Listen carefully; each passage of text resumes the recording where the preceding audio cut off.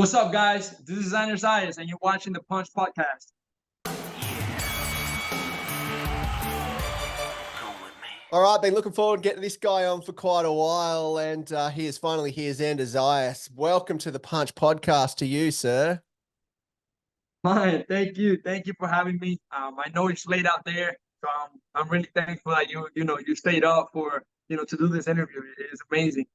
Mate, we've been looking forward to it, and you've been someone who I've seen just chipping away at that 154-pound division for quite some time. I wouldn't say a silent assassin, but kind of just getting your rankings, and putting on some great performances, and another one ready to go in September as well. You're going to back in there and get the job done again, no doubt. Yes. I have a great opponent in front of me in V Sosa, a great Mexican warrior that is coming to fight. That is hungry for another victory. And I'm ready. I'm prepared to put on a show like I always do and show the world why I'm one of the best at 154 pounds. You got quite the division. It is the division to be in, I think, and let alone being someone like yourself who can really light that one up. Let's look at your rankings. WBO number 3, IBF number 7, WBC you're 6. I mean, you're right in striking distance for that eliminator, which you thought was knocking that door. I'm knocking that door. Yeah, absolutely. Yes, sir. I'm knocking that door. Shall you get past Damian Sosa, you'd be looking at that eliminator. I believe this fight was supposed to be one at some point anyway, wasn't it? Hopefully. Yes, this fight was supposed to be made. I think it was like 2 fights ago, and I don't know what happened that it couldn't be made, so they gave me other opponents. But yeah, it's a fight that he's been wanting. I've been wanting it.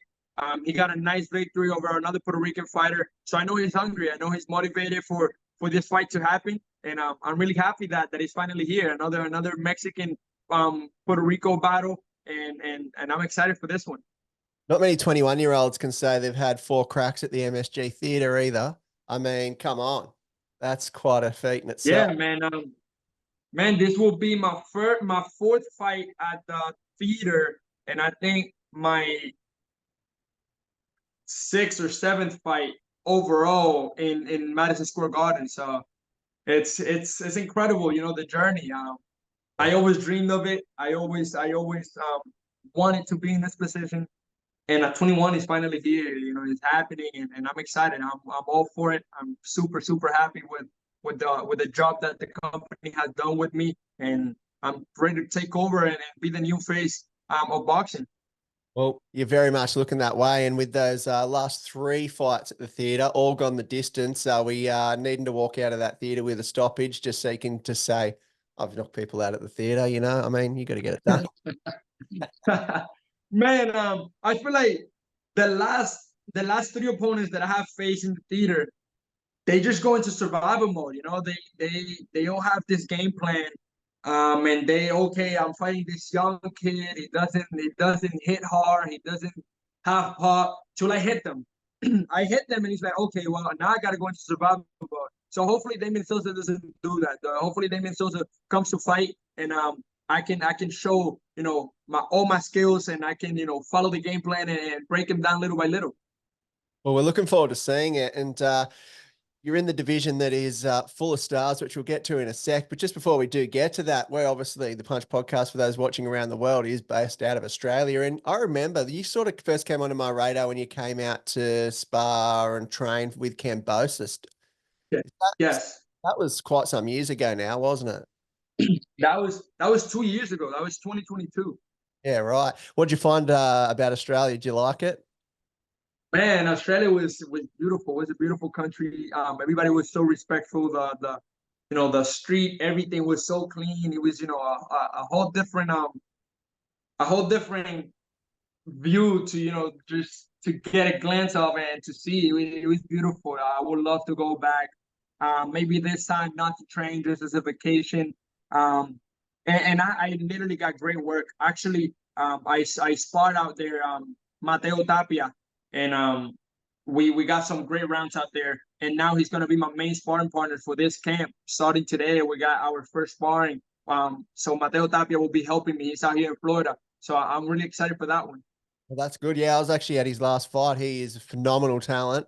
And if anyone's Yes. seen him, look him up. Now world ranked as well, which is great.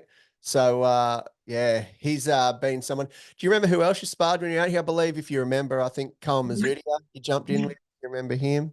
Yeah. Well, who? Cohen Mazudia. I think I did. White, white tall kid, 168 pounds around there. Potentially, yeah. Yeah. Yeah, I think I did spar him. I also spar another kid. He was a bit shorter, Ricky. I forgot his last name. Something with Ricky or Rick. Um, I spot a couple guys actually out there, and it was fun. It was always, they always came in with this great energy, this great vibe. Sometimes when you spar here in the States and you spar somebody else, you don't know what type of intentions they come in, or if they really just wanna, instead of going into spar. Because I mean, the way I look at it is, when I go into spar, I go into working things, breaking the game plan, seeing what works and seeing what doesn't. And here, sometimes you don't see, or you don't know what intentions are with people. Over there, I feel like everybody wanted to work. Everybody wanted to learn and to get the experience, and to obviously, work on everything they needed to work on. So every sparring session out there was amazing. Yeah, that's awesome. Well, let's get into your division, because there is so much to talk about. The 154-pound division, the super welterweight division, is where it's at. It is stacked with stars at the top, and Yes, sir. go at the front door, and you've got a ton of names. And I mean, you just mentioned you might want to come back to Australia to just see some kangaroos and hang out, but there's also Tszyu, which is a killer in your division as well. So who knows? Yeah, yeah. Ready for that? Is he someone that you'd love to do it with? For sure, that's somebody that I have in my radar. That's somebody that I would like to find in the future. In the United States, though, for sure in the United States, I feel like that's a big fight. That's a big fight here in the U.S. Two big names in the 154 division. And he's somebody that I would love to face. We actually asked for some work when we were out there, but I don't know what happened. The teams couldn't get in contact, or couldn't find the middle ground to make it happen. So it didn't happen. We didn't get no work, but I did reach out when I was out there in Australia to get some work with him. Yeah. Who are the ones that you actually do want? I guess anyone who is going to put you in the position of a belt, I guess, but the names, let's For look. sure. Obviously, Charlo is saying that he wants to come back to the division. I'm not sure. Tim actually disagrees that he'll even want to come back. I don't know what your thoughts are on that. But Yes, I feel the same way about them. I don't know if he want to come back. I don't know if he's just saying it just to say it. I guess we'll wait and see. yeah, and then obviously Terence Crawford's new to 154 and now a belt holder. I mean, Yeah, there's some big fights to be made. man, he's one of the best to ever do it. All credits to him. He did had a hard fight last time out. No, I wouldn't say hard, difficult.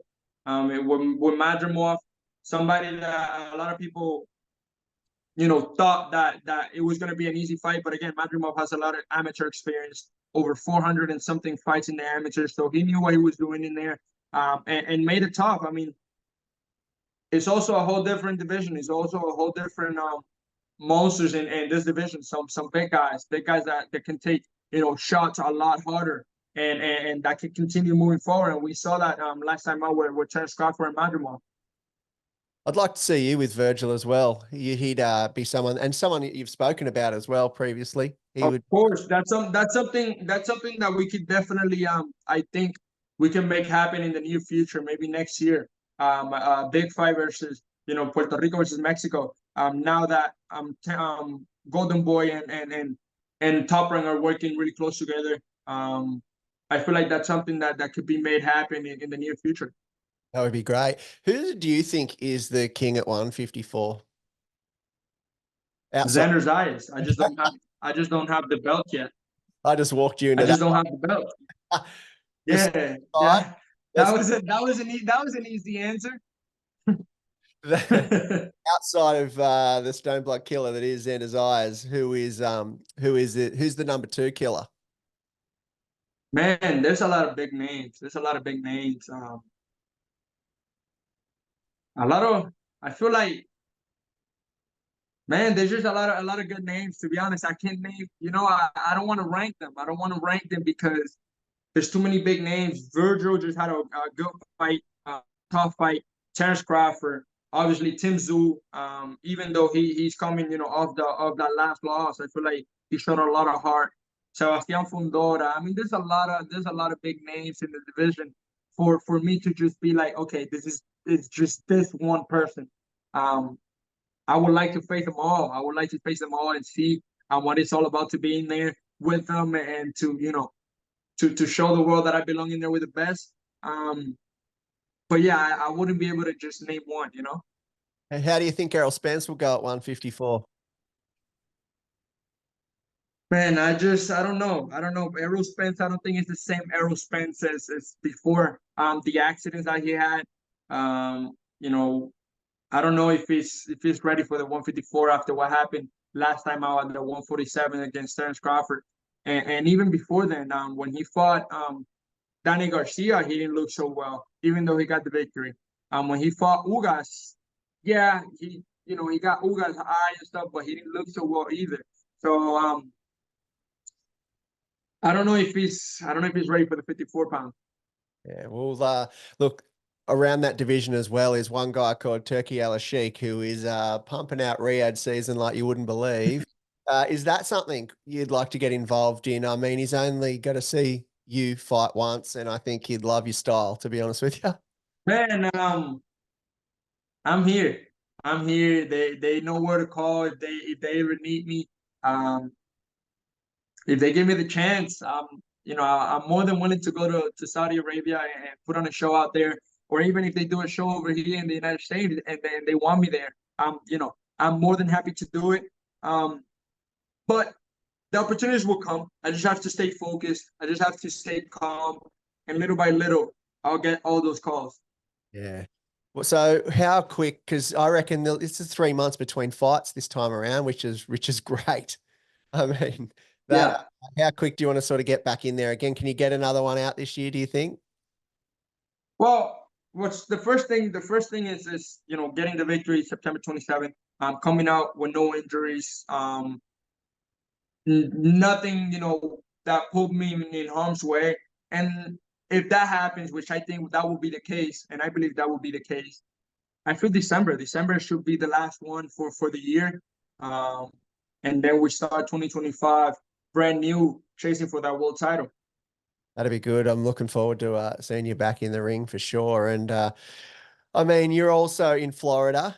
You've got Tszyu about to take on Bakram Mirzaev in Florida in October. Is that something you Yeah, go and hustle at and say, guys, I'm here? man, you know I'm gonna be there first row. You know I'm gonna be there front row for sure. There's no doubt about it. I'm gonna be there. I'm gonna be watching that fight. And I would like to see them both in the face and let them know, hey, I'm here now. How It's do you, my time. My time is there. have you seen much of Mirzaev? I haven't watched them live. I haven't watched Tszyu live either. That would be my first time seeing him live. I have watched them fight both obviously in TV. Um I don't want to mispronounce his name or his last name, but the Russian kid, he we have an opponent in common in Jorge Fortea, and I got the best out of that. He went 10 rounds, unanimous decision. I got him out in 5. So I got an upper hand with that. But yeah, I'll be watching them for the first time live comes October. Well, that looks good. And we look forward to seeing you live again too, because that is happening in September 27 on the undercard of Sandy Ryan and Michaela Mayer for the WBO world title. 4th time at the theatre. This time we're getting a stoppage. And look, then we're going to see you just start to tackle those big names. And I look forward to seeing where the cards fall for you, because it's you seem to be the one where every time I hear an announcement for a Tszyu fight, I go, please don't be Xander. Please don't be Xander. At least I know I got one on my side from down under. Yeah, Um, yeah. man, I feel like this fight is just gonna elevate me to a whole new level once again. It's gonna keep showing the world that I'm ready for the best in the division. and that I'm ready to take over. I'm ready to be a world champion and to take over those big names, those big fights. And little by little, we'll get there. We'll get there. We just have to stay focused, keep following the game plan, keep following Top Rank lead and my team lead, and keep winning fights. That's the key to success. Just being humble and being able to listen and adjust. I've been able to do that for 19 fights, and I'm willing to do it again for the 20th.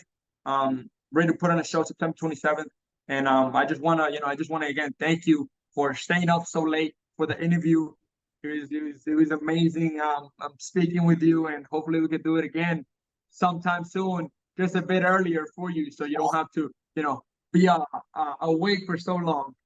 That's all right, mate. I look forward to seeing you add to that belt collection behind you and adding to the hardware that you hold. So thank you, brother. Thank you very much.